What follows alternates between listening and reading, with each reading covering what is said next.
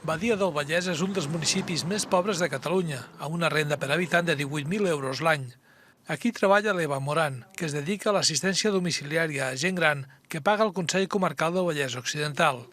És una de les persones beneficiades per l'establiment d'un salari mínim comarcal. Llevo, ahora en octubre era 3 años. La empresa se llama Ascent Social y con el nuevo plus, la verdad es que se nota. Los 100 euros cada mes se notan y muy bien. El salari mínim comarcal del Vallès Occidental va néixer el 2017 a 1.071 euros mensuals i l'objectiu de lluitar contra la pobresa entre els treballadors. Si no volem que hi hagi treballadors pobres, hem de pagar uns salaris que siguin dignes i que per tant, això significa incrementar en moltes ocasions els contractes que tenim amb aquestes empreses de serveis.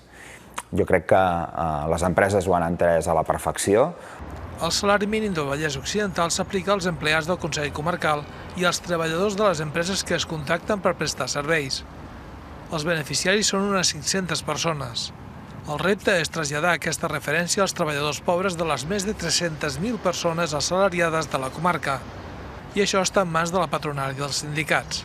Que és un tema que políticament és llaminer, que és evident que som una associació, CECOT, que hem estat a favor de que s'actualitzés el salari mínim interprofessional, però a partir d'aquí aquesta escala l'entenem poc. El millor vehicle per recuperar poder adquisitiu i per millorar les condicions dels treballadors i les treballadores és la negociació col·lectiva i és el conveni col·lectiu. A més, està bé, moralment dona empentes, però és la negociació col·lectiva la que millora les condicions de vida i de treball dels treballadors i de les treballadores.